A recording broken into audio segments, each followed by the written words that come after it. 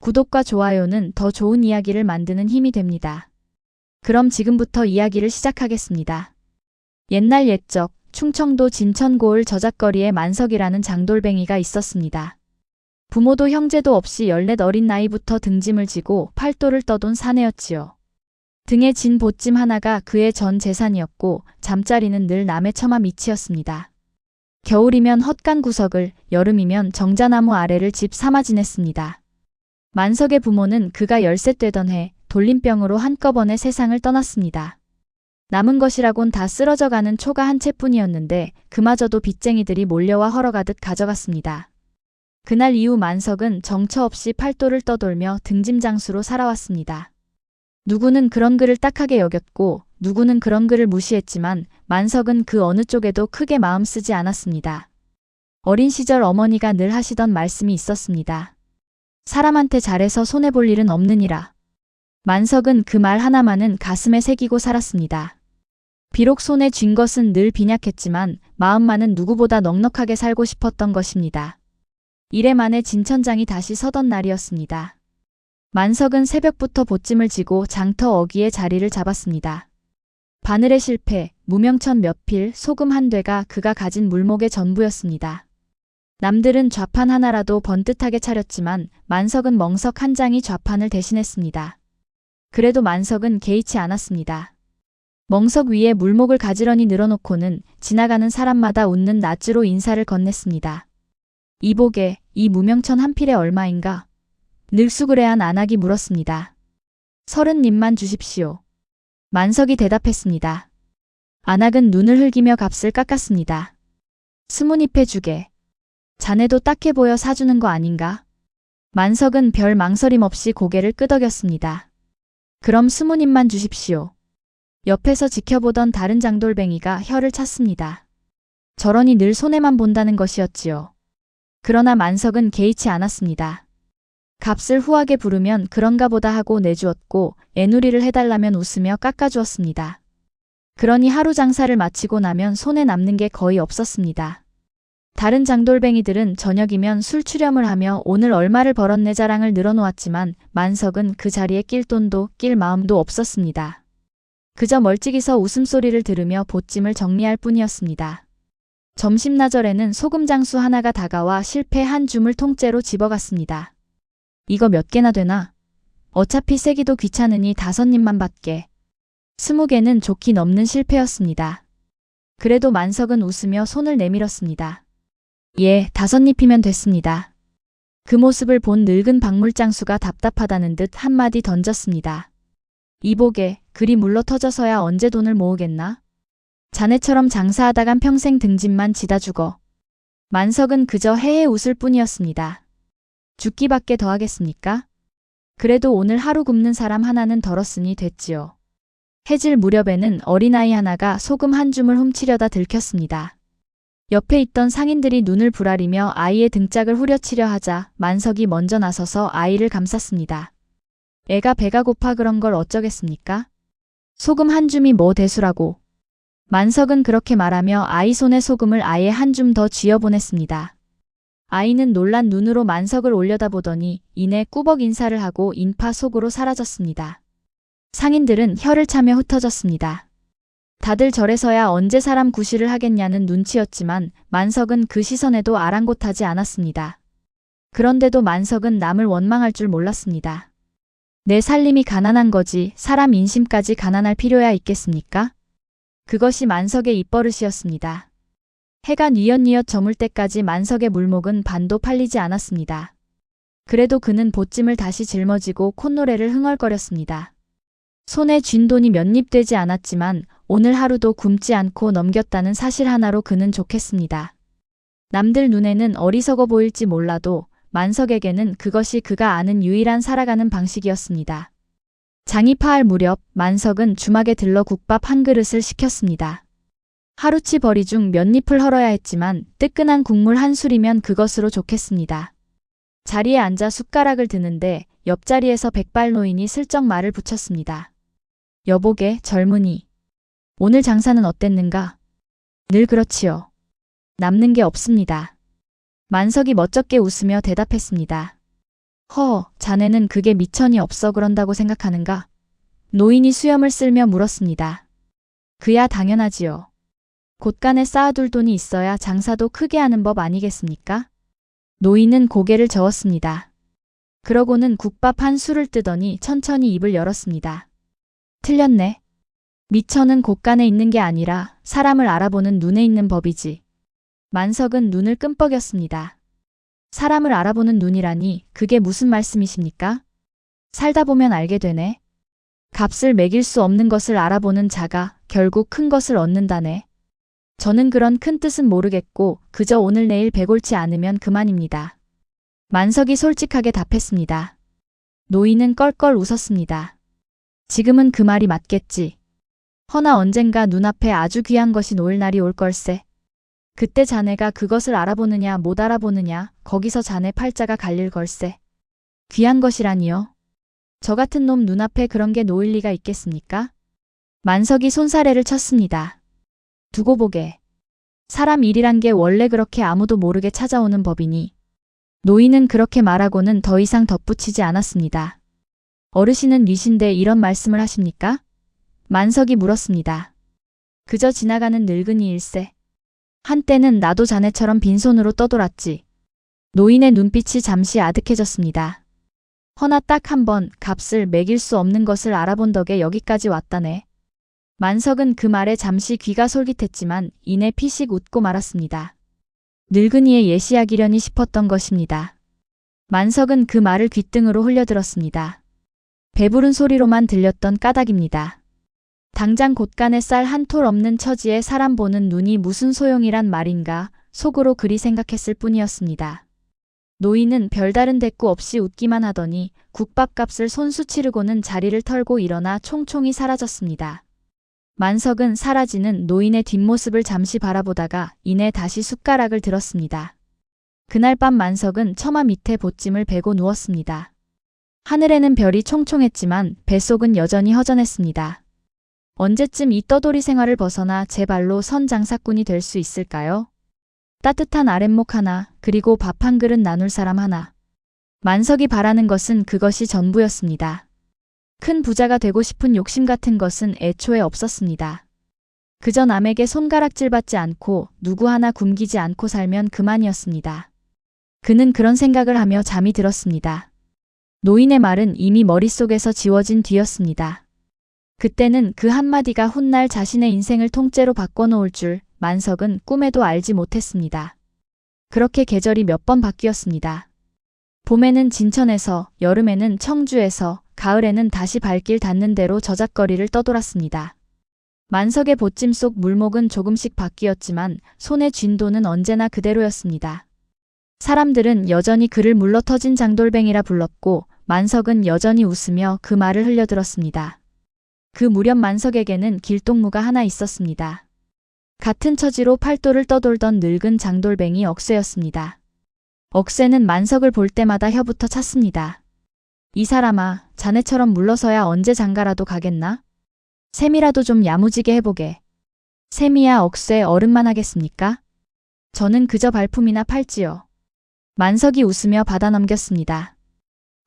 그 실없는 웃음은 여전하구먼. 그래도 자네 같은 사람이 하나쯤 있어야 이 험한 장돌뱅이 판에 정이 붙지. 억새는 그렇게 말하며 만석의 등을 툭툭 두드려 주었습니다. 둘은 그렇게 몇 해째 이 장 저 장을 함께 떠돌아온 사이였습니다. 그런 억새마저 곁에 없으니 만석은 오랜만에 홀로 떠나는 길이 못내 허전하게 느껴졌습니다. 그러던 어느 날이었습니다. 겨울 초입 찬바람이 옷깃을 파고들던 그 무렵 억새는 몸이 편찮아 고향으로 돌아가고 만석 홀로 낯선 고을의 저잣거리로 향하게 되었습니다. 눈발이 희끗희끗 날리는 산길을 홀로 넘으며 만석은 손끝이 얼얼해질 때까지 보찜끈을 고쳐 쥐었습니다. 발길이 뜸한 외진 고을이었지만 그날따라 저잣거리 어기부터 사람들이 유난히 많이 몰려 있었습니다. 웅성거리는 소리가 산길까지 들려올 정도였습니다. 무슨 구경거리라도 난 것인가 만석은 고개를 갸웃하며 그쪽으로 발걸음을 옮겼습니다. 저잣거리에 들어서니 찬바람에 언손을 호호 불며 오가는 사람들 사이로 낯선 활기가 감돌았습니다. 큰 고을은 아니었으나 오가는 상인들의 옷차림이며 말투가 사뭇 낯설었습니다. 만석은 보찜을 고쳐 매며 사람들 무리를 따라 걸음을 재촉했습니다. 인파를 헤치고 들어선 순간 그의 눈에 들어온 것은 뜻밖의 광경이었습니다. 여느 저작거리의 흥정과는 사뭇 다른 서슬퍼런 고함과 함께 사람들이 겹겹이 둘러싸고 있는 자리였습니다. 만석은 자기도 모르게 발걸음을 멈추고 그 틈으로 목을 뺐습니다. 무슨 일이기에 이토록 사람들이 숨죽이고 있는 것일까요? 그 순간 만석은 아직 알지 못했습니다. 그 자리에서 자신의 남은 평생이 통째로 뒤바뀌게 될 것이라는 사실을 말입니다. 잠시 시간을 되짚어 그 저작거리에 모란이라는 여인이 오게 된 사연부터 풀어놓아야겠습니다. 모란은 원래 이 고를 사람이 아니었습니다. 어디서 왔는지 본디 무엇을 하던 집안 사람인지 아는 이가 아무도 없었습니다. 다만 그 손끝이 유난히 야무지고 눈치가 남달리 빠르다는 것만은 저작거리 사람들도 어렴풋이 느끼고 있었습니다. 모란은 몇 달 전부터 이 고을 저 고을을 떠돌며 삭바느질과 잔심부름으로 입에 풀칠을 하고 있었습니다. 손끝이 야무지다는 소문이 나면서 이 집 저 집에서 일감을 얻어 올 수 있었지만 그마저도 오래 머물지는 못했습니다. 모란은 한 곳에 정착하는 것을 유독 꺼렸습니다. 사람들과 정이 들만하면 늘 짐을 꾸려 떠나곤 했던 것입니다. 그 까닭을 아는 사람은 아무도 없었습니다. 모란에게는 좀처럼 남에게 하지 않는 이야기가 하나 있었습니다. 어릴 적 집안이 하루아침에 풍비박산 났다는 것이었습니다. 그날의 기억은 지금도 또렷했습니다. 곳간에 쌓여있던 비단과 곡식이 하룻밤새 사라졌고 사람들의 발길도 뚝 끊겼습니다. 어른들은 낮은 목소리로 무언가를 쉬쉬했지만 어린 모란의 귀에도 믿었던 사람에게 뒤통수를 맞았다는 말만은 똑똑히 들렸습니다. 그 뒤로 모란은 이곳저곳 친척집을 전전하다 16되던 해부터는 아예 혼자 힘으로 살아왔습니다. 모란은 말수가 적었습니다. 누가 말을 걸어도 짧게 대답할 뿐 먼저 나서서 이야기를 늘어놓는 법이 없었습니다. 그러나 그 눈만은 늘 사방을 살피고 있었지요. 장터에서 물건값이 오가는 것을 볼 때면 모란의 눈은 유난히 반짝였습니다. 저 물목은 원가가 얼마쯤일지, 저 상인은 어디서 물건을 떼어오는지, 남들은 무심히 지나칠 것들을 모란은 저도 모르게 헤아리고 있었습니다. 어릴 적 익힌 버릇인지 몸에 새겨진 습성인지 모란 자신도 정확히 알지 못했습니다. 한 번은 삭바느질집 주인이 옷감값을 잘못 셈해 손해를 볼 뻔한 일이 있었습니다. 모란이 지나가듯 슬쩍 한마디를 건넸습니다. 그 옷감은 한 필의 이문이 서푼씩 남는 값인데 지금 값이면 오히려 손해십니다. 주인은 반신반의하며 다시 셈해보았는데 과연 모란의 말이 맞았습니다. 주인은 놀란 눈으로 모란을 바라보았지만 모란은 별일 아니라는 듯 시선을 피하고 하던 바느질을 계속했습니다. 남의 눈에 띄는 것을 모란은 무엇보다 꺼렸습니다. 그런데 며칠 전부터 심상찮은 일이 벌어지고 있었습니다. 저잣거리에 낯선 사내 하나가 나타나 이 사람 저 사람을 붙들고 무언가를 캐묻고 다녔던 것입니다. 옥색 비단 조끼를 걸치고 손가락마다 가락지를 낀 그 사내의 이름은 두연이었습니다. 이보시오, 혹시 이 근방에서 젊은 여인 하나 못 보았소? 나이는 20 안팎이고 손끝이 야물다던데. 두연은 그렇게 물으며 은근슬쩍 엽전 몇 잎을 쥐어주었습니다. 글쎄 올시다. 그런 사람이 한둘이라야지요. 저잣거리 사람들은 시큰둥하게 대답했지만 두연은 포기하지 않았습니다. 그는 며칠이고 저잣거리에 죽치고 앉아 오가는 사람들의 얼굴을 하나하나 훑어보았습니다. 그 눈빛이 어찌나 집요한지 사람들은 두연과 눈이 마주치면 저도 모르게 고개를 돌리곤 했습니다. 두연은 본디 이고를 사람이 아니었습니다. 몇 해 전부터 이곳저곳을 오가며 빈놀이를 하는 자로 알려져 있었는데 그 셈이 어찌나 매서운지 그에게 한 번 걸린 사람은 살림이 거덜나기 일쑤였습니다. 겉으로는 사람 좋게 웃었지만 그 웃음 뒤에는 늘 계산이 깔려 있었습니다. 사람들은 두연을 볼 때마다 괜스레 등골이 서늘해진다고 수군거렸습니다. 두연이 지나간 자리에는 늘 뒷말이 무성했습니다. 누구는 그가 예전에 어느 큰 상단에서 일했다더라 했고 누구는 그저 떠도는 협잡꾼일 뿐이라 했습니다. 정작 두연 자신은 그런 소문에 대해 입을 굳게 다물었습니다. 다만 이따금 술기운이 오르면 허공을 향해 알 수 없는 말을 중얼거리곤 했습니다. 내가 그 손으로 일군 것이 얼만데 그 말을 끝까지 들은 사람은 아무도 없었습니다. 그러던 어느 날 두연은 마침내 모란을 찾아냈습니다. 뒷골목 삭바느질집에서 나오던 모란의 얼굴을 확인한 순간 두연의 눈빛이 대번에 달라졌습니다. 찾았구나. 두연이 나지막이 중얼거렸습니다. 모라는 낯선 사내의 시선을 느끼고 걸음을 멈췄습니다. 그 눈빛에서 무언가 심상찮은 기운을 느낀 것입니다. 그러나 도망치기엔 이미 늦은 뒤였습니다. 오랜만이요. 두연이 다가서며 능글맞게 웃었습니다. 누구신지 모르겠습니다. 모라는 애써 태연한 척 대꾸했습니다. 모르는 척은. 나는 자네를 아주 잘 알지. 두연의 목소리가 낮게 깔렸습니다. 자네 집안이 그리 된 게 벌써 몇 해 전인가? 그때 어린 계집아이 하나가 살아남았다는 소문을 듣고 내 얼마나 애타게 찾아다녔는지 아는가? 모란의 낯빛이 하얗게 질렸습니다. 그러나 이내 입술을 깨물고 표정을 고쳤습니다. 무슨 말씀이신지 도통 모르겠습니다. 사람을 잘못 보신 듯합니다. 두연은 그 말에 코웃음을 쳤습니다. 그래, 모르는 척하고 싶겠지. 허나 이 바닥에서 빚이라는 게 참으로 무섭다네. 자네 아비가 남긴 빚이 아직도 나한테 남아있거든. 두연의 말에는 앞뒤가 맞지 않는 구석이 있었지만 모라는 그것을 따질 겨를도 없이 팔을 붙들리고 말았습니다. 모라는 그 말에 속으로 코웃음이 나올 뻔했습니다. 빚이라니 가당치도 않은 소리였습니다. 오히려 되묻고 싶었습니다.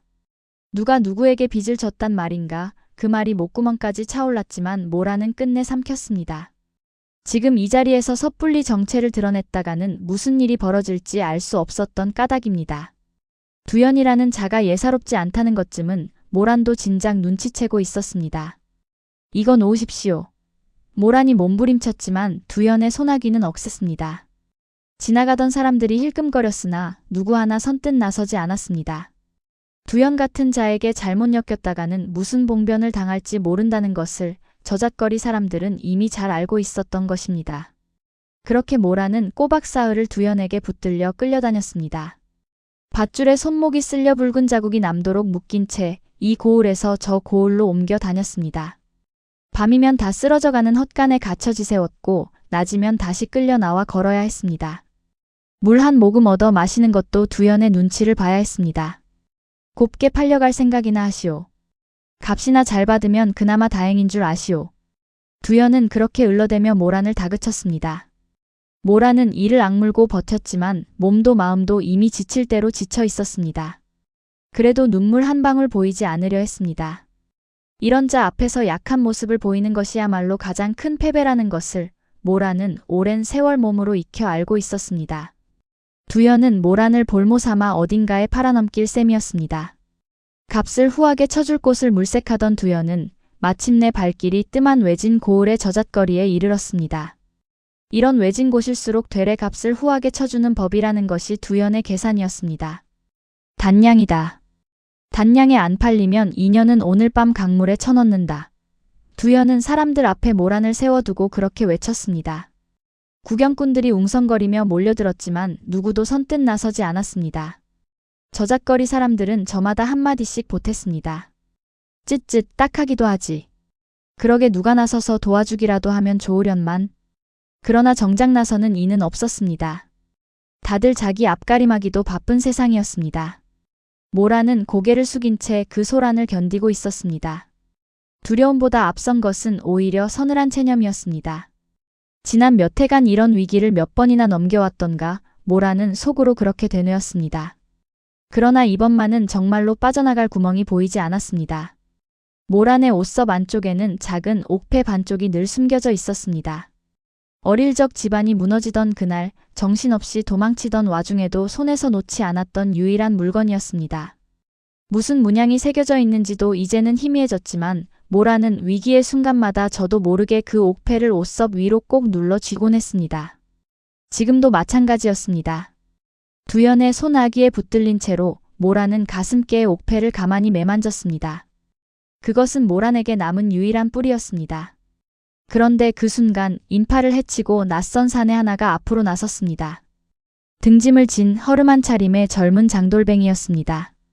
모라는 고개를 들어 그 사내를 바라보았습니다. 자신을 구경하러 온 또 한 명의 구경꾼이려니 싶었습니다. 그러나 그 사내의 눈빛은 다른 사람들과 사뭇 달랐습니다. 동정도 호기심도 아닌 무언가 다른 빛이 그 눈에 어려 있었습니다. 모라는 그 순간 어떤 예감이 스치는 것을 느꼈습니다. 이 사내가 무언가를 하려 한다는 예감이었습니다. 헛된 기대는 하지 않으려 했습니다. 지금껏 살아오며 그런 기대가 배신으로 돌아온 적이 한두 번이 아니었으니까요.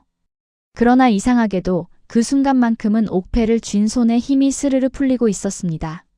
만석은 그 자리에 우뚝 멈춰 섰습니다. 심장이 쿵쿵 뛰기 시작했습니다.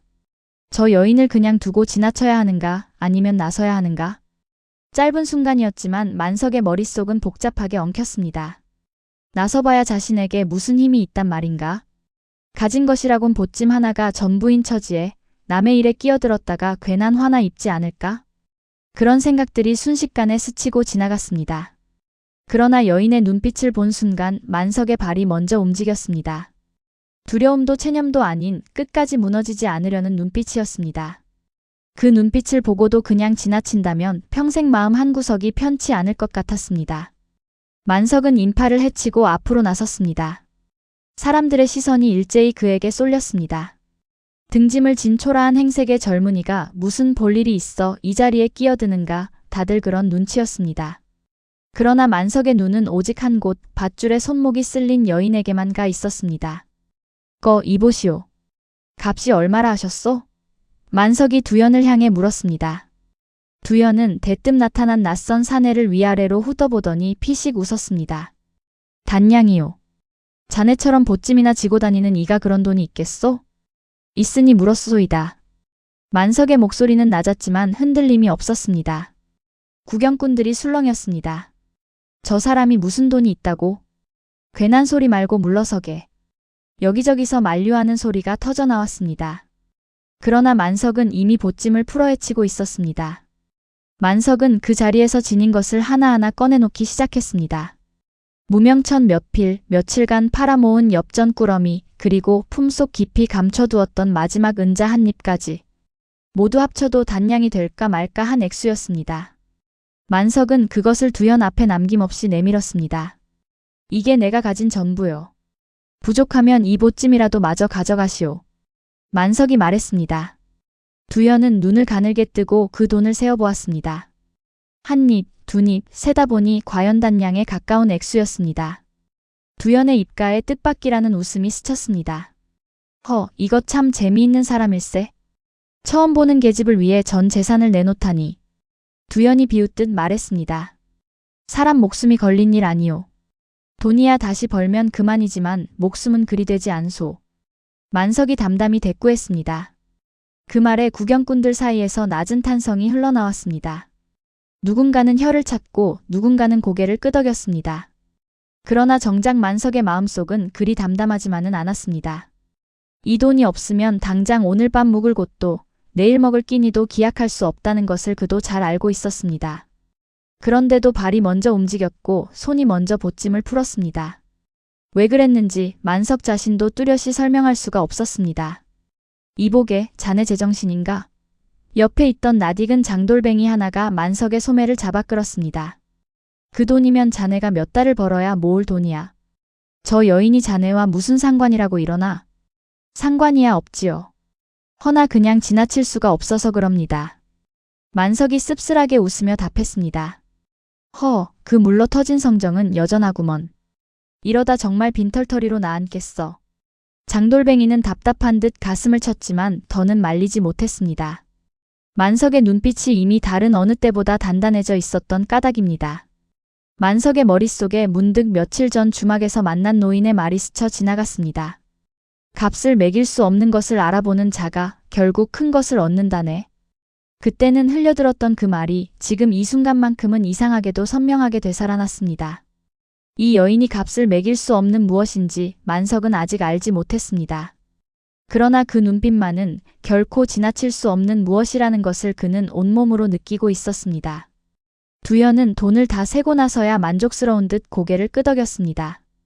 좋소. 이 여인은 이제 자네 것이오. 허나 미리 일러두겠소. 두연은 목소리를 낮추며 만석에게 다가섰습니다. 이 여인에게는 남모를 사연이 있소. 괜히 캐물었다간 자네만 골치 아파질 수도 있으니 그리 알고 데려가시오. 만석은 그 말에 잠시 눈썹을 찡그렸지만 이내 고개를 끄덕였습니다. 사연이야 본인이 말하고 싶을 때 말하겠지요. 캐묻지 않겠소. 두현은 밧줄을 풀어 모란을 만석 쪽으로 밀었습니다. 모란은 비틀거리며 몇 걸음을 내디켰습니다. 오랜만에 자유로워진 손목을 매만지며 모란은 낯선 사내를 올려다보았습니다. 무슨 말을 해야 할지 알 수 없었습니다. 고맙다는 말도 왜 그랬냐는 물음도 목구멍에 걸린 채 나오지 않았습니다. 사흘 밤낮을 짐짝처럼 끌려다니던 몸이었습니다. 이제 그 밧줄에서 풀려났다는 사실이 오히려 낯설게 느껴질 정도였습니다. 괜찮으시오? 만석이 먼저 물었습니다. 모란은 조그맣게 고개를 끄덕였습니다. 어찌 이런 큰돈을 저 같은 사람에게. 큰돈이라 해봐야 원래 내 것이 아니었던 셈치면 그만이지요. 만석이 멋쩍게 웃으며 말했습니다. 갈 곳은 있으시오? 모란은 고개를 저었습니다. 그럼 일단 저와 함께 갑시다. 어디든 몸 누일 곳부터 찾아야지요. 두현은 돈을 챙겨 넣으며 두 사람을 힐끗 바라보았습니다. 그 눈빛에는 승리감과 함께 무언가 다른 계산이 어려 있었습니다. 이것으로 끝난 것이 아니라는 낌새였습니다. 그러나 만석도 모란도 그 순간에는 두현의 속내를 알아챌 겨를이 없었습니다. 두현은 멀어지는 두 사람의 뒷모습을 한참이나 지켜보다가 이내 몸을 돌려 반대편 길로 사라졌습니다. 그의 발걸음은 결코 이대로 끝낼 생각이 없다는 듯 서두르지 않았습니다.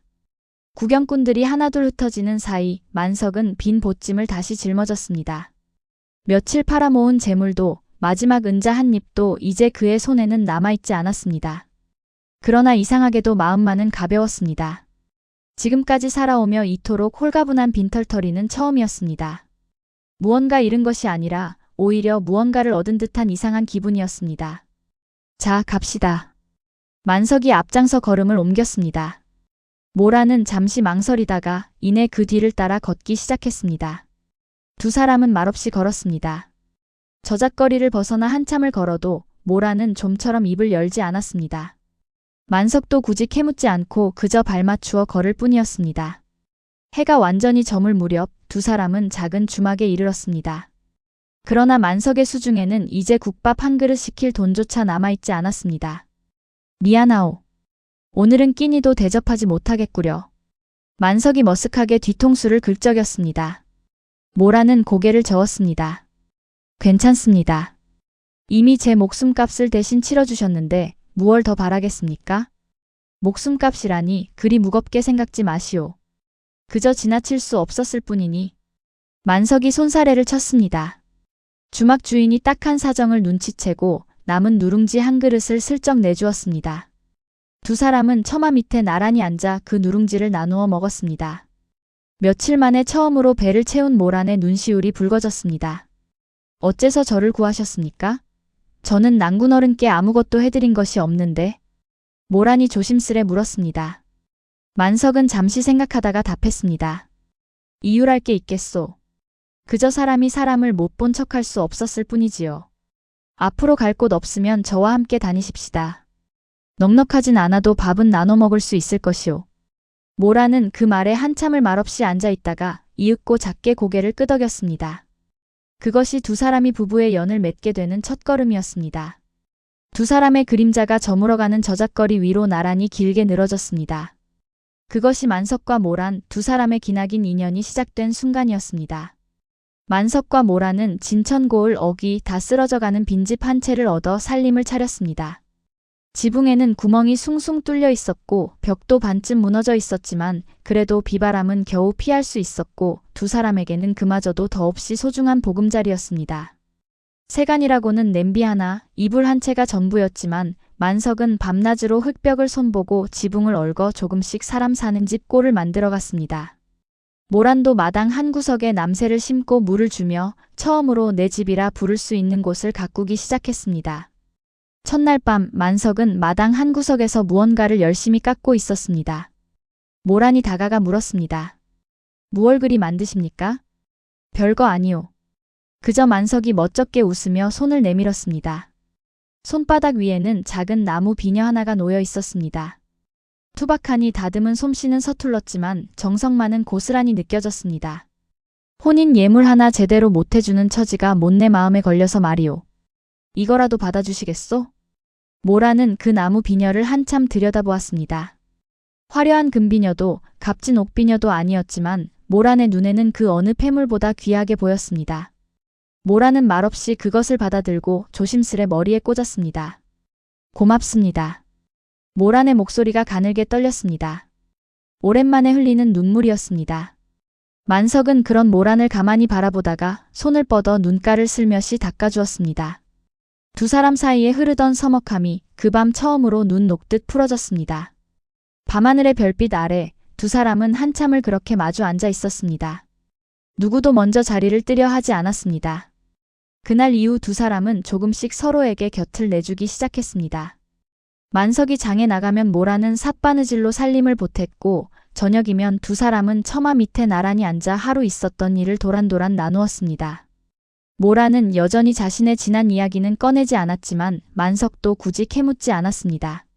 그저 함께 있는 시간이 쌓여갈수록 두 사람 사이의 거리도 조금씩 좁혀지고 있었습니다.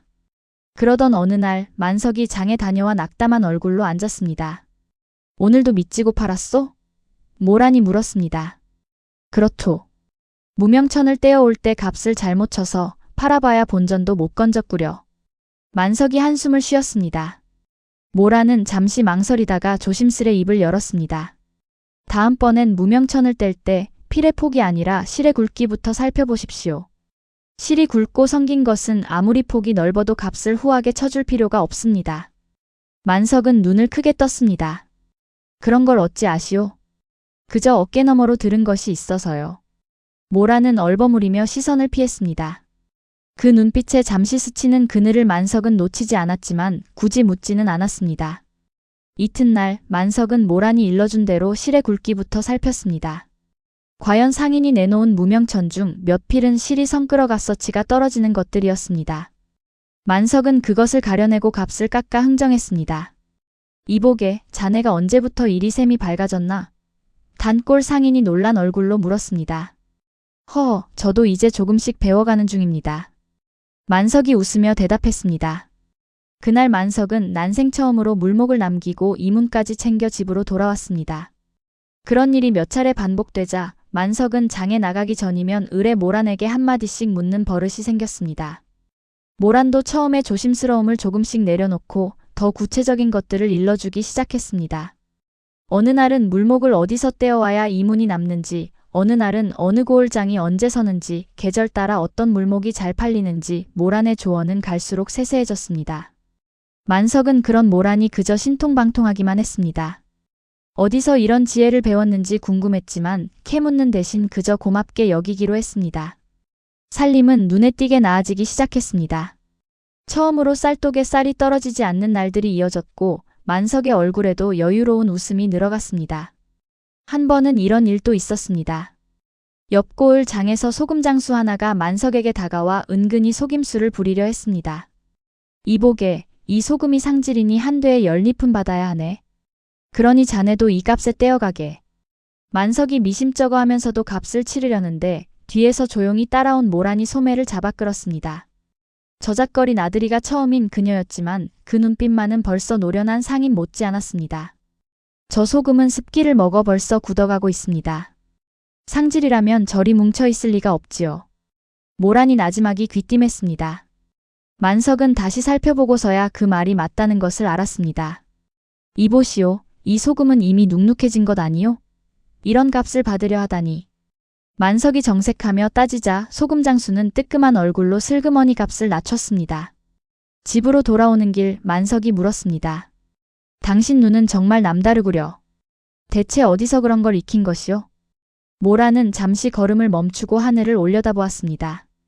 언젠가는 난군어른께 다 말씀드릴 날이 오겠지요. 지금은 그저 제가 곁에서 도울 수 있다는 것만 알아주십시오. 만석은 더 캐묻지 않았습니다. 대신 모란의 손을 가만히 잡았습니다. 당신이 무엇을 숨기고 있든 나는 상관없소. 그저 지금처럼 곁에 있어주기만 하면 그만이오. 모란의 눈시울이 다시 붉어졌습니다. 손에 잡힌 온기가 오랜 세월 얼어붙어 있던 마음 한구석을 조금씩 녹이고 있었습니다. 그날 밤 두 사람은 처마 밑에 나란히 앉아 밤하늘을 올려다보았습니다. 별이 유난히 총총한 밤이었습니다. 난군어른은 어쩌다 이런 팔자로 살게 되셨습니까? 모란이 물었습니다. 부모님이 일찍 돌아가시고 나니 달리 갈 곳이 없었소. 그저 발길 닿는 대로 떠돌다 보니 여기까지 왔구려. 만석이 담담히 답했습니다. 당신은 어떻소? 언제고 마음이 내키면 말해주시오. 서두르지는 않을 테니. 모라는 만석의 어깨에 가만히 머리를 기댔습니다. 조금만 더 시간을 주십시오. 얼마든지. 만석이 나지막이 웃으며 대답했습니다. 두 사람은 그렇게 한참을 말없이 앉아 서로의 온기만을 나누었습니다. 풀벌레 우는 소리만이 두 사람 사이를 채웠습니다. 그것으로 충분했습니다. 며칠 뒤 두 사람은 엽고을 장으로 함께 나섰습니다. 그곳에서 만석은 오래전부터 눈여겨보던 무명피를 흥정하고 있었습니다. 그런데 상인이 슬쩍 다른 피를 섞어 내미는 것을 모란이 먼저 알아챘습니다. 난군어른, 저 밑에 깔린 필은 색이 다릅니다. 겉의 것과 안의 것이 바뀌었어요. 모란이 조용히 귀띔했습니다. 만석이 다시 살펴보니 과연 그러했습니다. 이보시오, 위아래 필의 물이 다르지 않소? 이리 속여 팔 생각이었소? 상인은 뜨끔한 얼굴로 헛기침을 하며 값을 낮췄습니다. 그날도 만석은 손해 없이 물목을 챙겨 돌아왔습니다. 집으로 돌아오는 길 만석은 문득 걸음을 멈추고 모란을 바라보았습니다. 당신을 만난 뒤로 내 팔자가 아주 뒤바뀐 것 같소. 이게 다 당신 덕이오. 만석이 진심을 담아 말했습니다. 모란은 고개를 저었습니다. 저는 그저 아는 것을 조금 나누었을 뿐입니다. 힘든 것을 마다 않고 발품 파신 것은 난군어른이십니다. 그리 말해주니 고맙구려. 만석은 웃으며 모란의 손을 잡고 걸음을 재촉했습니다. 노을이 붉게 물든 산길을 두 사람은 나란히 걸었습니다. 실로 그 어느 때보다도 평온한 저녁이었습니다. 그러나 그 평온함이 그리 오래가지는 못할 것이라는 사실을 두 사람은 아직 알지 못했습니다. 저잣거리 어딘가에서 두연이 여전히 이들의 뒤를 조용히 좇고 있었기 때문입니다. 그로부터 몇 달이 흘렀습니다. 만석의 장사는 나날이 눈에 띄게 커져갔습니다. 등짐 하나로 이 장 저 장을 떠돌던 처지에서 벗어나 이제는 단골도 하나둘 늘어가고 있었습니다. 사람들은 만석을 볼 때마다 팔자가 폈다며 부러워했지만 정작 만석 자신은 그 모든 변화가 얼떨떨하기만 했습니다. 한 번은 청주장에서 큰 포목상이 만석을 눈여겨보았습니다. 자네, 요즘 물건 보는 눈이 예사롭지 않다던데 우리 쪽 물목을 좀 대어줄 수 있겠나? 포목상이 제안했습니다. 만석은 그날 밤 모란과 머리를 맞대고 궁리했습니다. 받아들이십시오. 다만 첫 거래는 적은 양으로 시작하시고 신용부터 쌓으십시오. 모란이 조언했습니다. 큰 상인일수록 처음 거래한 이해됨대미를 더 오래 지켜보는 법입니다. 만석은 그 말대로 움직였습니다. 적은 양이나마 약속한 날짜에 어김없이 물건을 대었고 값도 정직하게 매겼습니다. 몇 차례 거래가 오가자 포목상은 만석을 아예 단골 중개상으로 삼았습니다. 자네처럼 신용을 지키는 이가 드무네. 앞으로도 잘 부탁하지. 포목상이 그렇게 말하며 만석의 손을 굳게 잡았습니다. 만석은 그 손을 마주 잡으며 가슴 한구석이 뭉클해지는 것을 느꼈습니다. 남에게 신뢰를 얻는다는 것이 이토록 벅찬 일인 줄 예전에는 미처 알지 못했습니다. 만석은 그날 밤 집에 돌아와 모란에게 그 이야기를 전하며 아이처럼 기뻐했습니다. 또 한 번은 흉년으로 곡식값이 폭등하던 때였습니다. 다른 장돌뱅이들은 너나 없이 값을 올려 폭리를 취하려 했지만 모란은 만석에게 다른 조언을 했습니다. 지금 값을 올리면 당장은 이문이 남겠지만 사람들 원성을 사게 됩니다. 오히려 이럴 때일수록 헐하게 파십시오. 당장의 이문보다 사람들 마음을 얻는 것이 훗날 더 큰 미천이 됩니다. 만석은 반신반의했지만 모란의 말을 따랐습니다. 과연 흉년이 지나고 나자 그 고을 사람들은 너도 나도 만석을 찾아와 거래를 텄습니다. 그 어려운 때 헐하게 팔아준 사람 아닌가? 믿을만하지. 사람들은 그렇게 입을 모았습니다. 그 소문은 이웃 고을까지 퍼져나갔고 만석을 찾아오는 사람들의 발길이 눈에 띄게 늘었습니다. 모란은 그런 만석을 보며 조용히 미소 지었습니다. 남을 이롭게 하는 것이 결국 자신을 이롭게 한다는 것을 만석은 몸소 배워가고 있었습니다. 그런가 하면 이런 일도 있었습니다. 만석의 장사가 커지자 그를 시기하는 자들도 하나둘 생겨났습니다. 한 번은 동업하자며 접근한 사내가 있었는데 모란은 그 사내의 말투와 손짓 하나하나를 유심히 살피더니 만석에게 나지막이 일렀습니다. 저 사람 말은 앞뒤가 맞지 않습니다. 동업이라면서 정작 자기가 낼 미천은 한마디도 없이 난군어른 목만 자꾸 캐묻지 않습니까? 모란이 지적했습니다. 만석은 그제야 곰곰이 곱씹어 보니 과연 그 사내의 말 속에 앞뒤가 맞지 않는 구석이 한둘이 아니었습니다. 만석이 다시 살펴보니 과연 그러했습니다. 그는 정중히 거절했고 얼마 지나지 않아 그 사내가 다른 상인 두엇을 속여 돈을 떼먹고 야반도주했다는 소문이 들려왔습니다. 당신이 아니었으면 나도 그 꼴을 당할 뻔했구려. 만석은 가슴을 쓸어내렸습니다. 그렇게 한 해가 지나자 만석은 마침내 저작거리 한켠에 작은 점포를 낼 수 있었습니다. 등짐 하나로 떠돌던 장돌뱅이가 이제는 번듯한 간판을 내걸고 손님을 맞는 처지가 된 것입니다. 우리가 정말 점포를 낼 줄이야. 만석이 감격스러운 얼굴로 간판을 손끝으로 가만히 어루만졌습니다. 난군어른이 애쓰신 덕입니다. 모란이 웃으며 대답했습니다. 아니요. 당신이 아니었으면 나는 여전히 보찜 하나 쥐고 손해만 보며 떠돌았을 것이오. 만석이 모란의 손을 꼭 잡았습니다. 두 사람은 마주보며 오랜만에 소리내어 웃었습니다. 이웃 상인들도 하나둘 찾아와 개업을 축하해 주었습니다. 이 사람 처음엔 그리 물러터지더니 언제 일이 크게 되었나? 예전에 만석을 못마땅해 하던 박물장수도 흐뭇한 얼굴로 술 한 잔을 건넸습니다. 만석은 그 잔을 받으며 겸연쩍게 웃었습니다. 다 운이 좋았지요. 그러나 그 자리에 있던 모두가 알고 있었습니다. 그것이 결코 운만은 아니었다는 것을 말입니다. 점포를 연 첫날 밤 두 사람은 등불 아래 마주 앉았습니다. 술 한 잔을 나누며 오랜만에 두 사람만의 여유로운 시간이었습니다. 모란의 얼굴에 오랜만에 편안한 미소가 번졌습니다. 그 모습을 지켜보던 만석이 조심스레 입을 열었습니다.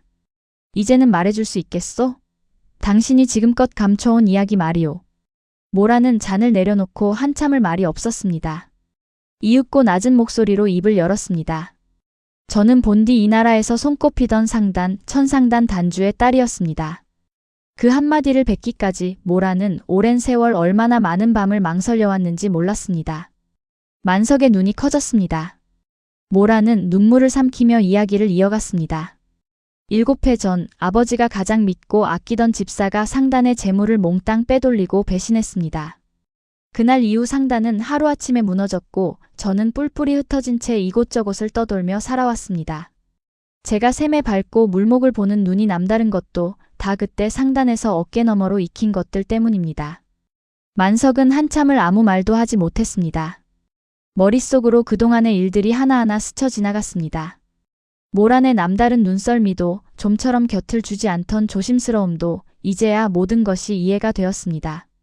그러다 조용히 모란의 손을 감싸 쥐었습니다. 그런 큰 사연을 혼자 짊어지고 있었구려. 얼마나 힘들었겠소. 만석의 목소리에 물기가 어렸습니다. 난군어른은 놀라지 않으십니까? 제가 난군어른을 속인 셈인데. 모란이 조심스레 물었습니다. 모란의 목소리가 가늘게 떨렸습니다. 오랫동안 마음 한편에 눌러 담아온 두려움이 비로소 밖으로 새어나오고 있었습니다. 속였다니 당치 않소. 그저 말할 때를 기다렸을 뿐이지. 당신이 어떤 사람이었든 지금 내 곁에 있는 당신이면 그것으로 충분하오. 만석이 단호하게 말했습니다. 모란은 결국 참았던 눈물을 쏟아냈습니다. 만석은 그런 모란을 가만히 끌어안았습니다. 등불이 사그라들 때까지 두 사람은 그렇게 서로를 붙든 채 오래도록 말이 없었습니다. 그 밤 두 사람 사이에는 더 이상 아무런 그늘도 남아있지 않았습니다. 그러나 바로 그 무렵 저작거리 저편에서는 심상찮은 소문 하나가 돌기 시작했습니다. 그 진천장돌뱅이 말일세 색시가 아주 셈이 밝다더군. 물목 보는 눈이 예사롭지 않다던데. 그 소문은 입에서 입으로 퍼지다 마침내 두연의 귀에까지 흘러들었습니다.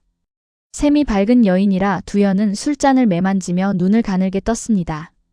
설마 두연의 입가에 서늘한 웃음이 번졌습니다. 그는 그날로 짐을 꾸려 진천으로 향할 채비를 서둘렀습니다. 그의 머릿속에는 이미 계산이 빠르게 돌아가고 있었습니다. 죽은 줄로만 알았던 혹은 어딘가에서 조용히 사라졌으리라 여겼던 상단주의 딸이 살아있다면 그것은 두연에게 있어 언제 터질지 모르는 불씨나 다름없었습니다. 더군다나 그녀가 셈에 밝다는 소문까지 도는 것을 보면 옛 상단의 장부며 물목이며 되찾으려 나설 날도 머지않았을 것입니다. 이번에는 확실히 뿌리를 뽑아야겠구나. 두현은 나지막이 중얼거리며 보찜을 꾸렸습니다. 예전처럼 어설프게 겁만 주고 팔아넘기는 수법으로는 안 될 일이었습니다.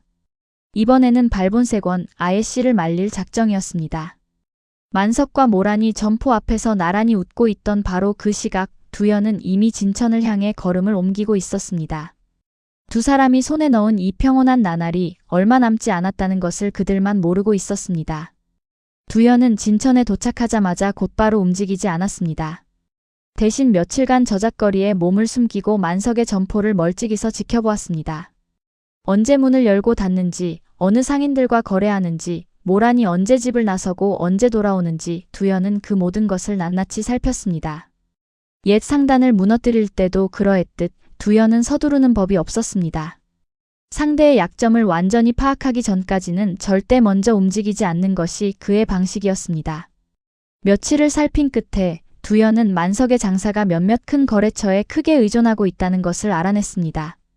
특히 청주의 포목상과의 거래가 끊기면 만석의 살림은 삽시간에 휘청거릴 것이 뻔했습니다.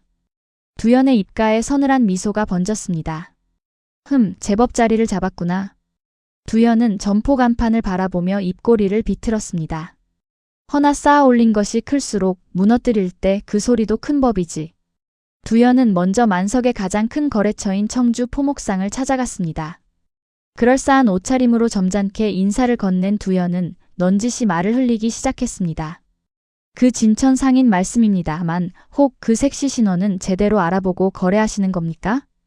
포목상이 의아한 얼굴로 물었습니다. 그건 또 무슨 소리요? 제가 우연히 들은 이야기입니다만 그 색시가 예전에 어느 상단 재물을 빼돌리고 달아난 자와 한패였다는 소문이 있어서 말입니다. 두현이 목소리를 낮추며 그럴듯하게 꾸며댔습니다. 괜한 말씀 같습니다만 큰 거래 앞두고 계시니 노파심에 알려드리는 겁니다. 포목상의 낯빛이 흐려졌습니다. 소문이라는 것이 늘 그렇듯 한 번 심어지면 좀처럼 지워지지 않는 법입니다. 며칠 뒤 만석이 물목을 데려 갔을 때 포목상의 태도는 눈에 띄게 달라져 있었습니다. 이보게, 요즘 자네 쪽 사정이 좀 뒤숭숭하다는 말을 들었네. 이번 거래는 다음으로 미루세. 포목상이 시선을 피하며 말했습니다. 갑자기 무슨 말씀이십니까? 소인이 무얼 잘못했습니까? 만석이 당혹스러운 얼굴로 물었습니다. 자네를 못 믿어서가 아닐세. 다만 자네 안사람에 대해 이상한 소문이 도는 통에 나도 입장이 난처하게 됐네. 큰 거래를 앞두고 괜한 구설에 휘말리고 싶지 않으니. 포목상이 마지못해 실토했습니다. 소문이라니 대체 누가 그런 근거 없는 말을 퍼뜨린단 말입니까? 만석이 목소리를 높였지만 포목상은 끝내 더 이상의 말을 아꼈습니다. 만석은 영문도 모른 채 발길을 돌려야 했습니다. 그것이 시작이었습니다. 이후 며칠 사이 만석과 거래하던 다른 상인들도 하나둘 발길을 끊기 시작했습니다. 어제까지 웃으며 인사를 나누던 이웃 상인마저 만석을 보면 슬그머니 시선을 피했습니다. 이보게, 요즘 자네 안사람 이야기가 흉흉하게 돈다던데. 박물장수가 지나가듯 던진 말에 만석은 가슴이 철렁 내려앉았습니다. 그게 대체 무슨 소리요? 자세히 좀 말해주시오. 만석이 다급히 붙잡았지만 박물장수는 괜히 말을 꺼냈다는 듯 손사래를 치며 자리를 피했습니다. 만석은 답답한 마음에 이웃 상인들에게 연유를 물었지만 다들 우물쭈물 말을 아꼈습니다. 난군어른 아무래도 누군가 뒤에서 좋지 않은 소문을 퍼뜨리고 다니는 듯합니다. 모란이 굳은 얼굴로 말했습니다. 그 순간 모란의 머릿속에 스치는 이름이 하나 있었습니다. 그러나 차마 입 밖에 내지는 못했습니다. 그날 밤 모란은 저잣거리 어귀에서 낯익은 뒷모습 하나를 스쳐 지나갔습니다. 옥색 비단 조끼, 손가락마다 낀 가락지. 순간 모란의 온몸에 소름이 돋았습니다. 두현 모란은 저도 모르게 그 이름을 입에 담았습니다. 두려움과 확신이 동시에 밀려왔습니다. 이 모든 불운이 우연이 아니라는 것을 모란은 그제야 확신했습니다. 집에 돌아온 모란은 만석에게 그 사실을 알렸습니다. 난군어른 아무래도 두현이 이 고을에 와 있는 듯합니다. 그자가 뒤에서 손을 쓰고 있는 게 틀림없습니다. 만석의 낯빛이 굳어졌습니다. 그놈이 감히 여기까지 쫓아왔단 말이오? 만석은 주먹을 부르짖었지만 당장 무엇을 어찌해야 할지 알 수 없었습니다. 상대는 그림자처럼 움직이며 결코 제 모습을 드러내지 않았던 것입니다. 두연의 최후 수단은 그로부터 며칠 지나지 않아 벌어졌습니다.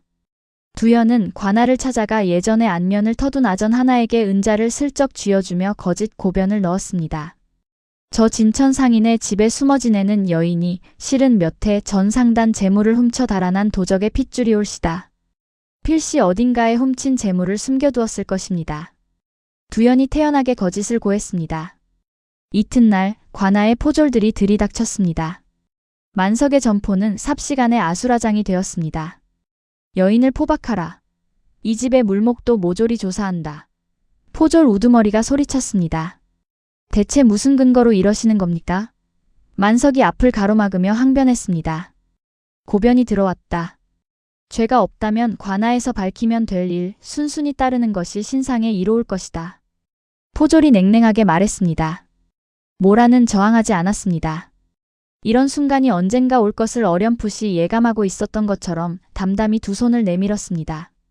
다만 그 손에는 나무 비녀 하나가 여전히 꼭 쥐어져 있었고 옷섭 안쪽에는 옥패 반쪽이 그 어느 때보다 단단히 품어져 있었습니다. 포졸들이 손목에 밧줄을 감는 순간에도 모라는 그 비녀와 옥패만은 결코 놓지 않았습니다. 모란. 만석이 달려들었지만 포졸들에게 거칠게 떠밀려 나동그라졌습니다. 난군어른 걱정 마십시오. 저는 괜찮습니다. 모란이 애써 담담한 목소리로 말했지만 그 눈에는 눈물이 그렁그렁했습니다. 포졸들은 점포 구석구석을 뒤졌습니다. 물목이 바닥에 내동댕이 쳐지고 애써 정리해둔 장부며 물건들이 발에 짓밟혔습니다. 정성 들여 걸어둔 간판마저 누군가의 발길에 걷어차여 바닥에 나뒹굴었습니다. 하루아침에 쌓아 올린 모든 것이 무너지는 순간이었습니다. 만석은 흙바닥에 주저앉은 채 끌려가는 모란의 뒷모습을 그저 바라볼 수밖에 없었습니다. 손끝 하나 까딱할 힘도 남아있지 않았습니다. 인파 너머 저 멀리서 이 광경을 지켜보며 흡족한 미소를 짓는 사내의 모습이 얼핏 만석의 눈에 들어왔습니다. 두연이었습니다. 만석은 그제야 모든 것이 두연의 지심을 똑똑히 확인했습니다. 그러나 지금 당장은 그 분노조차 삼킬 수밖에 없었습니다. 어찌 이런 일이 만석의 입에서 신음 같은 탄식이 흘러나왔습니다. 전 재산을 내주고 데려온 그날부터 나무 비녀를 깎아주던 밤부터 함께 쌓아온 모든 시간이 눈앞에서 산산이 부서지고 있었습니다. 그날 밤 만석은 텅 빈 점포에 홀로 앉아 있었습니다. 등불 하나 없는 어둠 속에서 그는 처음으로 모든 것을 잃었다는 실감이 밀려왔습니다. 재물을 잃은 것은 견딜 수 있었습니다. 그러나 모란을 지키지 못했다는 자책만은 그 무엇으로도 씻어낼 수가 없었습니다. 내가 미천이라 여겼던 것이 정작 곳간의 재물이 아니라 당신이었다는 것을 이제야 알겠구려. 만석은 어둠 속에서 혼잣말처럼 중얼거렸습니다. 그리고 문득 오래전 주막에서 만난 노인의 말이 다시 떠올랐습니다. 값을 매길 수 없는 것을 알아보는 자가 결국 큰 것을 얻는다던 그 말이었습니다. 그러나 지금 이 순간 만석의 손에는 아무것도 남아있지 않았습니다. 밤이 깊도록 만석은 그렇게 앉아 있었습니다. 문득 마당 한 구석 모란이 심어놓은 남새밭이 눈에 들어왔습니다. 며칠 전까지만 해도 파릇파릇 자라던 것들이었는데 포졸들의 발길에 짓밟혀 엉망이 되어 있었습니다. 만석은 그 앞에 무릎을 꿇고 앉아 흙 속에서 짓눌린 잎사귀 하나를 손끝으로 만졌습니다. 눈물이 뚝뚝 떨어져 마른 흙을 적셨습니다. 미안하오, 모란. 내가 반드시 당신을 되찾아오겠소. 만석은 어둠을 향해 그렇게 다짐했습니다. 그 목소리에는 슬픔과 함께 꺼지지 않은 무언가가 남아 있었습니다. 만석은 그날 밤 이후로도 여러 날을 넋이 나간 사람처럼 멍하니 지냈습니다. 점포문은 굳게 닫혔고 손님을 맞던 웃음도 온데간데 없이 사라졌습니다. 밥 한 술을 뜨는 것도 잠을 청하는 것도 만석에게는 버거운 일이 되었습니다. 내가 무얼 그리 잘못했다고 하늘이 이리 매정하단 말인가? 만석은 텅 빈 점포 바닥에 주저앉아 혼잣말을 되뇌었습니다.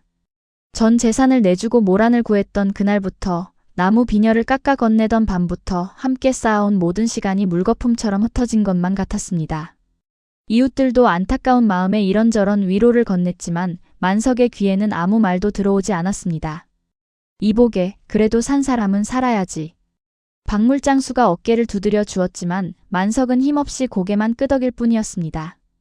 밤이면 홀로 남새밭 앞에 앉아 모란이 심어놓은 시든 잎사귀들을 하염없이 바라보았습니다. 그 잎사귀 하나하나에 모란과 함께한 시간이 고스란히 배어 있는 것만 같았습니다.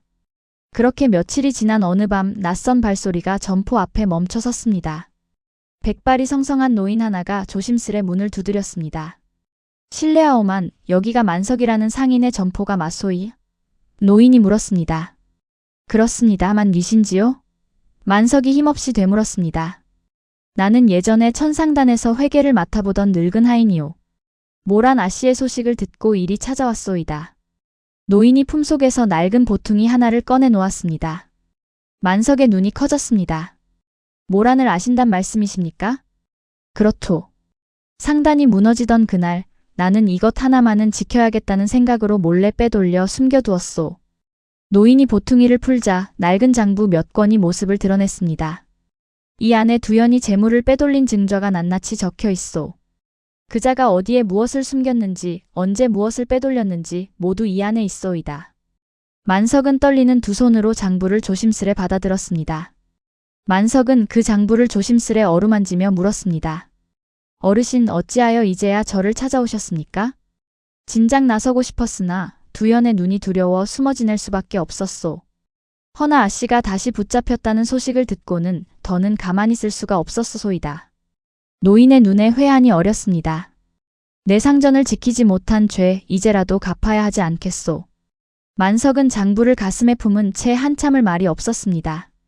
그러다 문득 오래전 주막에서 만난 백발 노인의 말이 떠올랐습니다. 값을 매길 수 없는 것을 알아보는 자가 결국 큰 것을 얻는다네. 그때는 흘려들었던 그 말이 이제야 온전히 가슴에 와닿았습니다. 자신이 얻은 값을 매길 수 없는 것은 바로 모란이었습니다. 그리고 이제 그것을 되찾을 차례였습니다. 어르신 도와주십시오. 모란을 반드시 되찾아오겠습니다. 만석의 눈에 다시 생기가 돌아왔습니다. 그리하리다. 나 또한 이 늙은 몸이나마 힘을 보태겠소.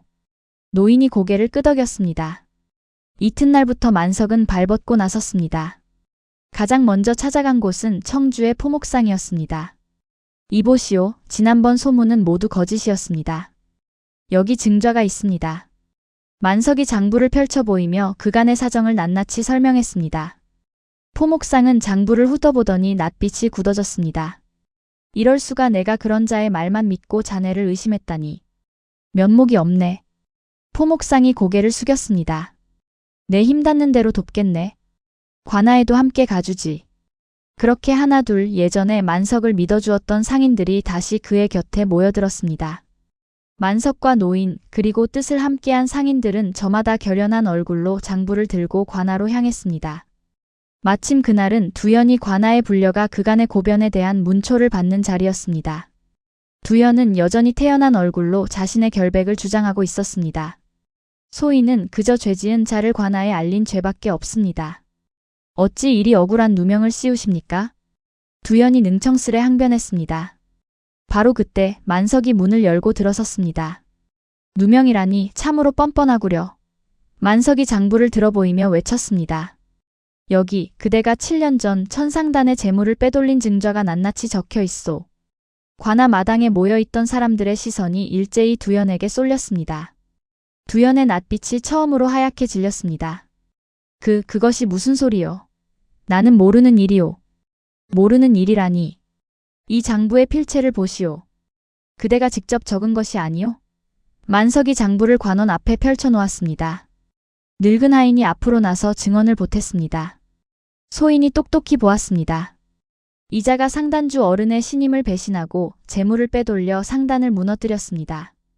그날 살아남은 어린 따님이 바로 지금 이 자리에 붙잡혀온 모란 아씨입니다. 관아에 모여있던 사람들이 술렁였습니다. 두연은 더듬거리며 변명을 이어가려 했지만 그럴수록 앞뒤가 맞지 않는 말들이 쏟아져 나올 뿐이었습니다. 급기야 두연이 몰래 뇌물을 먹였던 아전마저 자신에게 화가 미칠까 두려워 그간의 일을 실토하고 말았습니다. 나는 그저 저자가 시키는 대로 은자 몇 잎을 받고 문서를 꾸며주었을 뿐입니다. 아전이 벌벌 떨며 고백했습니다. 관원이 옥에 갇혀있던 모란을 마당으로 데려오라 명했습니다. 이때 모란이 묶인 몸으로 끌려 나왔습니다. 만석은 달려가 그 곁에 무릎을 꿇었습니다. 모란, 이제 다 끝났소. 조금만 더 견뎌주시오. 모란의 손에는 여전히 나무 비녀가 굳게 쥐어져 있었습니다. 만석은 품속에서 무언가를 꺼내 관원 앞에 내밀었습니다. 바로 모란이 지니고 있던 천상단의 인장이 새겨진 옥패 반쪽이었습니다. 이것이 바로 모란이 천상단주의 여식이라는 증거입니다. 두연이 감히 상전의 핏줄을 노비처럼 팔아넘기려 했던 것입니다. 만석의 목소리가 관아 마당에 쩌렁쩌렁 울렸습니다. 관원은 장부와 옥패 그리고 늙은 하인과 상인들의 증언을 모두 살핀 끝에 마침내 판결을 내렸습니다. 두연은 상전을 배신하고 재물을 빼돌렸으며 나아가 죄 없는 이를 모함하여 관아를 능멸하였다. 그 죄가 결코 가볍지 않으니 재산을 모두 몰수하고 엄히 벌하여 옥에 가둔다. 관원의 서슬 퍼런 판결이 떨어지자 두연은 그 자리에 털썩 주저앉았습니다. 함께 일을 꾸몄던 아전은 이미 등을 돌린 지 오래였고 한때 두연의 말만 믿고 만석을 의심했던 이들도 이제는 싸늘한 눈으로 그를 내려다볼 뿐이었습니다. 두연은 포졸들에게 끌려가면서도 끝까지 발악했습니다. 이럴 수는 없다. 내가 일군 것이 얼만데? 그러나 그 외침에 귀 기울이는 이는 아무도 없었습니다. 구경하던 사람들은 오히려 손가락질하며 혀를 찼습니다. 저런 자가 그리 떵떵거리고 살았다니. 두연의 몰락을 지켜보는 사람들의 얼굴에는 저마다 통쾌함이 어려 있었습니다. 모란의 밧줄이 풀렸습니다. 모란은 비틀거리며 만석의 품에 안겼습니다. 난군어른 정말 저를 되찾으러 와주셨군요. 모란의 눈에서 굵은 눈물이 쏟아졌습니다. 당연한 일이요. 당신은 내가 이 세상에서 가장 귀하게 여기는 사람이니까. 만석이 그런 모란을 꼭 끌어안았습니다. 두 사람을 지켜보던 사람들도 저마다 눈시울을 붉혔습니다. 관아 마당에 모여있던 사람들 사이에서 박수가 터져나왔습니다. 그것 보게 하늘이 무심치 않다니까. 저 젊은 상인 참으로 대단한 사람일세. 사람들은 저마다 한마디씩 보태며 만석과 모란을 향해 따뜻한 눈길을 보냈습니다. 지난 며칠간 만석을 의심했던 이들도 이제는 진심으로 고개를 숙여 사죄했습니다. 포목상이 다가와 만석의 손을 굳게 잡았습니다. 내 자네를 의심했던 것이 못내 부끄럽네. 앞으로는 무슨 일이 있어도 자네 편에 서겠네. 만석은 그 손을 마주 잡으며 웃었습니다. 괴념치 마십시오. 이제라도 진실이 밝혀졌으니 그것으로 되었습니다. 몰수된 두연의 재산 중 상당액이 천상단의 옛빚을 대신 갚는 데 쓰였고 나머지는 모란에게 돌아갔습니다. 늙은 하인은 그 돈과 오랫동안 간직해 온 상단의 옛 인맥을 보태어 만석과 모란이 새로운 상단을 일으키는 데 힘을 보탰습니다. 몇 달 뒤 진천 저작거리 한복판에는 예전보다 훨씬 크고 번듯한 상단 하나가 문을 열었습니다. 간판에는 만모상단이라는 이름이 큼직하게 새겨져 있었습니다. 만석과 모란 두 사람의 이름을 한자씩 딴 것이었습니다. 늙은 하인은 그 상단의 큰 어른으로 모셔져 세세한 장사 이치를 만석에게 하나하나 가르쳐 주었습니다. 예전에 만석을 못마땅해 하던 박물장수도 처음 거래를 텄던 포목상도 모두 만모상단의 든든한 동무가 되어 주었습니다. 저작거리 사람들은 만석과 모란을 볼 때마다 흐뭇한 눈길을 감추지 못했습니다. 개업하는 날 만석은 모란의 머리에 꽂힌 나무 비녀를 가만히 바라보았습니다. 이제는 금비녀 하나쯤 사줄 수 있을 듯한데 어떻소? 모란은 살며시 웃으며 고개를 저었습니다. 아닙니다. 저는 이 나무 비녀가 세상 어느 금은 보화보다 귀합니다. 난군어른의 마음이 담긴 것이니까요. 만석은 그런 모란을 바라보며 흐뭇하게 웃었습니다. 등짐 하나 지고 손에만 보며 떠돌던 지난날이 아득한 예실처럼 느껴졌습니다. 옆에서 늙은 하인이 흐뭇한 얼굴로 두 사람을 지켜보고 있었습니다. 그날 새로 내건 간판 아래 나란히 선 두 사람의 모습을 저작거리를 오가는 사람들이 흐뭇하게 바라보았습니다. 예전 그 저작거리에서 전 재산을 내주고 낯선 여인을 사왔던 초라한 장돌뱅이는 이제 사람들의 존경을 받는 어엿한 상단주가 되어 있었습니다. 그리고 그 곁에는 값을 매길 수 없는 미천을 지닌 아내가 함께 서 있었습니다. 등에 진 보찜 하나로 팔도를 떠돌며 남의 처마 밑에서 잠을 청하던 그 시절의 만석은 이제 어디에도 없었습니다. 그러나 사람을 향한 그 진심만은 조금도 변하지 않은 채 그대로 남아 있었습니다. 만석은 문득 하늘을 올려다보며 낮게 읊조렸습니다. 미천은 곳간에 있는 게 아니라 사람을 알아보는 눈에 있는 법이지. 언젠가 주막에서 만난 노인의 말이 이제는 만석 자신의 말이 되어 있었습니다. 모란이 그런 만석의 옆얼굴을 가만히 바라보며 살며시 웃었습니다. 두 사람의 웃음소리가 저작거리의 왁자한 소음 속으로 잔잔히 퍼져나갔습니다. 이 이야기는 그렇게 오늘날까지 전해져 내려옵니다. 가진 것 없어도 진심을 다해 사람을 알아보면 그것이야말로 세상 무엇보다 큰 미천이 된다는 것을 말입니다. 그럼 모두 행복한 하루 보내세요. 감사합니다.